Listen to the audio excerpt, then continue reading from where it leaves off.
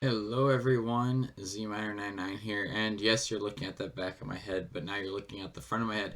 Welcome back for episode 4 of the Building the Kingdom Season 2, and today we're in a little bit of a different place. This is under spawn, so this is kind of a little bit of a sneak peek of what we're doing down below. We don't really know what we're going to do with this hole, but blowing things up is fun. So, um, I am actually down here with Star Trek, who just happened to get on at the same time. Um, Working on it, actually, something for this project. We expanded out the spawn region by 200 blocks or so. 100, somewhere between, like, maybe probably more like 150. Um, but this is underneath our spawn.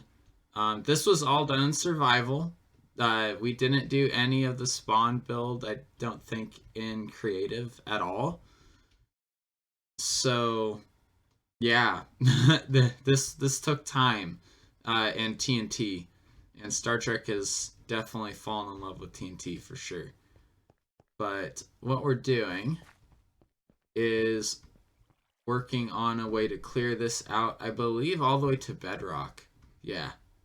Um, So it's this three-phase system that he's using. And I think I'll actually have him explain it probably because uh, he's the one who built it, so he kind of deserves getting to say it. So we'll do that. And we're back. So unfortunately, I recorded a whole thing with Star Trek yesterday, and I had the Discord audio muted because the last time I had been on Discord during a stream, I didn't actually have the people like in the stream's audio. So that meant that Star Trek was not in the audio for this. Um, but anyways, this is a 3-part design at the moment. And each of the different parts is made by a different person, I think. They're at least all different designs for TNT things. Star Trek didn't do too much of the actual like work to like design these machines, but what he did do was set them up in this particular method. Like I said, he's combining things from different people in that. I don't know who made all these, but there will be credits either in cards on the screen or in the description. I'll definitely have all the credits that I can find for these. That him and I can find for these. So, this is the first stage, and this is just to clear out, this tunnel that you see right here, basically. And there's 3 of these units. They're not spaced out as they're designed to be, but as you can see, just moves forward just like that.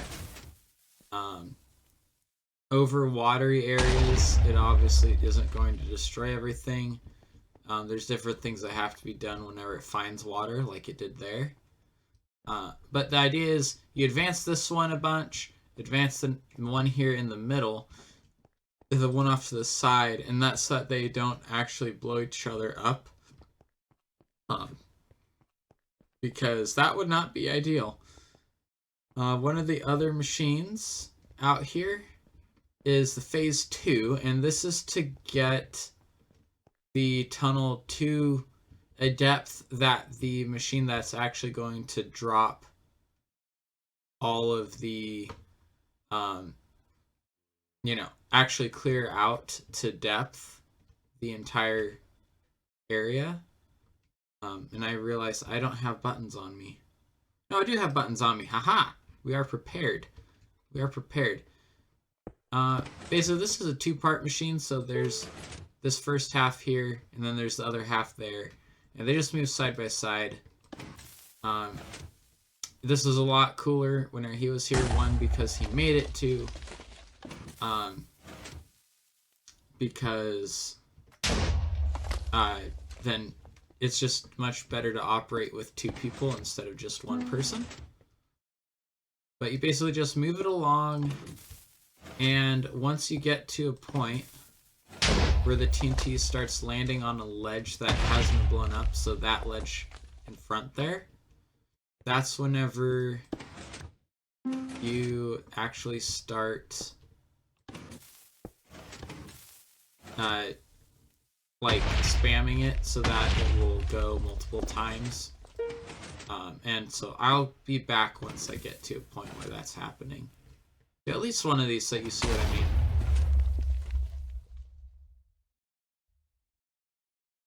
Alright, so we've gotten to a point where it's actually happening now. So what you do is once the TNT starts landing on one of the ledges, and you do want to make sure that you're still far enough away, it's not going to break the machine. You just hit the button on the droppers, or the dupers rather, and it will just launch the TNT and just slowly clear out the shelves. You can hit 2 at a time. They don't really interfere with each other too much.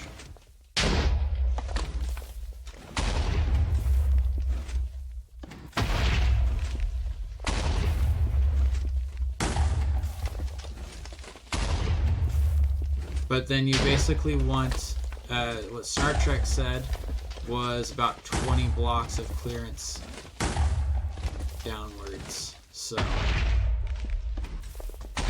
we'll just leave that one there. On this side, though, I think we're going to have a problem. Yeah. So as you can see, I'm launching this one here. It's just hitting that block. But if it could, it would probably land on the ledge behind that. And should be, and it's the same thing here.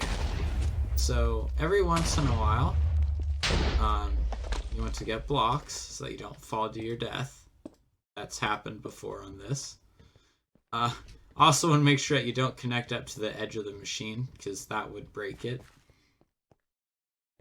But basically, you just break all the blocks that are at this height level here. And you know, at least give yourself, you know, the block down the middle for sure, but then usually like one on either side as well of space. So sometimes you have to send someone behind to clear out behind these machines, just so that you're not missing material in that, because that obviously isn't a good thing. Because if you don't do that, then either the machine will get blown up by the TNT it threw in front of itself eventually, or the bottom here will pick up extra blocks, which will make it break. And obviously we could clear out below that, but if you do it enough so that the TNT will land on top, then you're good. Again, right here, this is definitely going to be an issue. So we might as well clear it out now since we're here. But ideally, and we were kind of talking about this yesterday, to get this machine to run kind of optimally with all 3 sections, you would want someone up at the front working those 3 machines, someone in here cleaning up behind it, as well as taking care of any water issues that those ones uncover. 2 people operating this machine, the phase 2, as we call it, and then someone in the, back behind this machine cleaning up all these extra floating stragglers and that are going to get in the way of the phase 3, which could be operated by one person and currently is not built. So, yep, that's kind of how this plan works. But now that those blocks are gone, we should see, that they'll actually start landing where they're supposed to and blowing up progress. So you kind of have to be intelligent with this process. Obviously, it's not a perfect it's all, you know, going to work right. But it definitely is faster than mining this all out by hand. And more fun. You know, because what is Minecraft for other than having fun, really?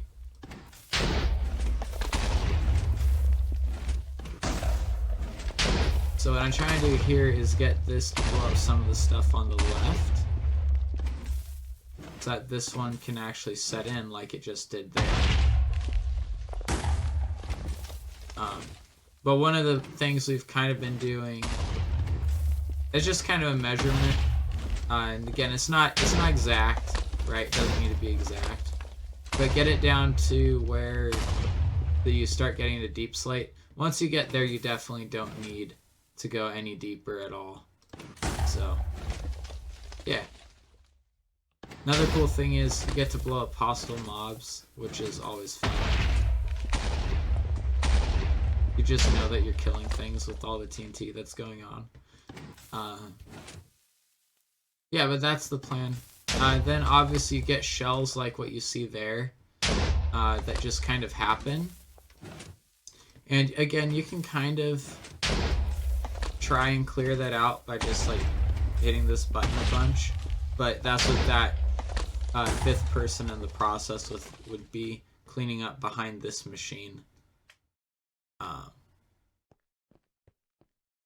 To make sure that there's enough room that this one, because this machine here just spams a ton of TNT out, and if there's not, like Star Trek said, at least like 15 to 20 blocks below it, it is possible for that TNT that is dropping to be launched back up into the machine, which creates a lot of explosion in the machine, and the machine basically has to be rebuilt entirely because there's so much TNT involved in it. But that's what I wanted to show here. I wish that I would have recorded Star Trek's audio for it, but this is a much faster and less in-depth conversation about it. I'm happy that he explained it to me, or else I would have not been able to explain this, or even shown it probably. Yeah. Alright, so now that we've finished up over there going over the mine stuff, I wanted to come back over here to the base because I want to do something with villagers today. So, we have that cave. I don't want to use that cave for the villagers. I was considering using that originally, but I actually want to build a proper structure somewhere down here for them, just so that they're easily accessible in that. The main reason I want the villagers is because we are, you know, at that point where we have enchants on almost all of our stuff, and I want to be able to keep it. So we're going to get Mending. And we have this nice river here, and I think that connects through. Maybe it doesn't, but I think it might. Actually kind of looks like it terminates. But, you know, we can easily connect that through. Either way. And that, as it's becoming night, can be, you know, just followed around here to the opposite side of the little mountain here, where we have a village. So getting villagers is going to be pretty easy. Oh my gosh, no. Skeleton horses. That's fun. Ah, floating trees. You can't leave floating trees. This is also dangerous, though. But it's okay. It's Minecraft. We can die. We can lose levels. We have an XP farm now.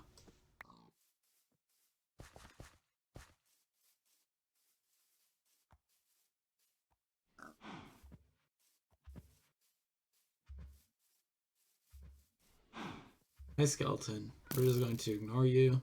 I could teleport home, but I don't like, on this server at least, teleporting if I'm already close. I'd much rather walk. The main reason I like teleporting on multiplayer is to get to other people's bases and things. I don't really like it for just short trips and that. But anyways, what I'm going to do is going to get the path ready for getting villagers transported, because that could take a bit. And then, make sure it's actually a path, and then I'll be back and we'll start building a place for the villagers and then bringing them over.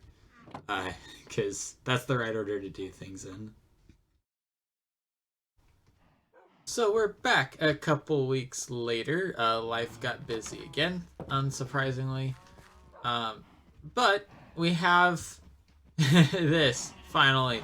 It took me a while to figure out exactly what I wanted to do for this structure, but going along with this kind of deep slate theme, along with the aquatic theme, I was like, well, why not we make a kind of industrial looking building? And that's what I did here. So if you've ever been in like an industrial park, you've possibly seen, I would say probably, but that's living where I live, seen buildings that have roofs that look like this, where it's just like a stair step kind of a thing. Usually industrial parks would be flat, but obviously I want to change things up a little bit. So as you can see, I have the little windows up here. I actually put some thought into how I designed the roof. So the flat faces are these faces are facing south, and then the windows on the side there, on the side there, to let light in the morning and in the evening, and then of course during the day. And that would be a strategy which actually was used to help light these, along with the fact of being able to warm them using sunlight, because there's a larger face, or at least less insulation. Windows are less insulation than like brick. So, well, single pane windows, that's an older thing. Most windows are double paned now. At least most of the ones that I've seen in modern buildings. And then, yeah, so you have the rafter structure in here. You wanted to use lanterns still, just for, the sake that we're using lanterns everywhere else. Floor, I decided just to plain spruce in, and that's mainly because the main attraction here is the villagers, and their job blocks are going to add a lot of different colors and things going all the way around. I do like the multi-floor, like the little step up in here, just because it adds variance and stuff like that. This is the retaining wall, is a little bit thicker than the normal wall, just because that makes sense, having a thicker retaining wall portion. Because that's directly along the hill out the back. This is our villager, and I spent just like 15 minutes, half an hour, somewhere in there. I was talking to people while I was doing it, so I didn't really feel the full effect at the time. But I finally got this finished, and I brought this villager over from the village via boat. And I kept swapping this workstation until eventually I got a mending book. So mending trade, because that's what we wanted this guy for. I traded paper, a bunch of paper, so that we'd be able to get, this guy locked in. If you trade at least once, they're locked in.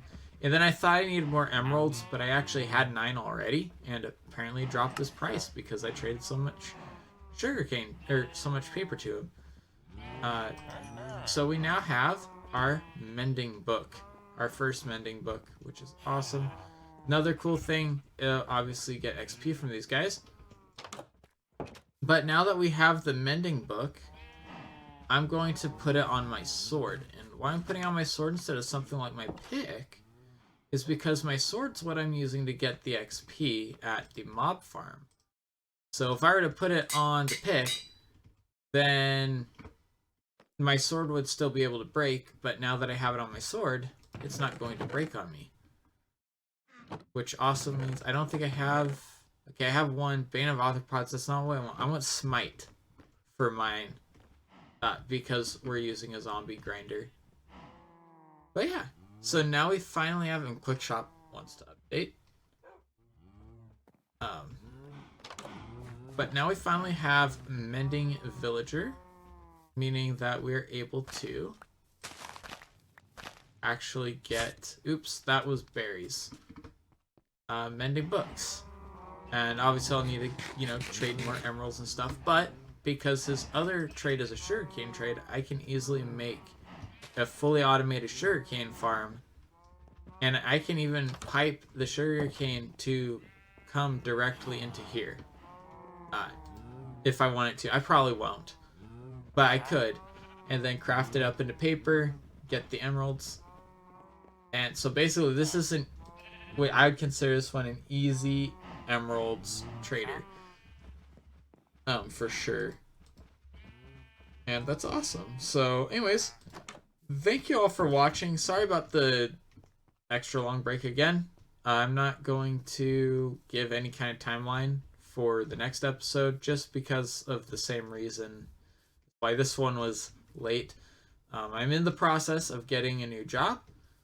So that's definitely a big step considering that it is an engineering position, which is something I've never held before. And there's probably going to be a lot of growing experience, especially because it will require me to move to my own place. So that's another big deal. Of why I'm not sure exactly when my next episode comes out.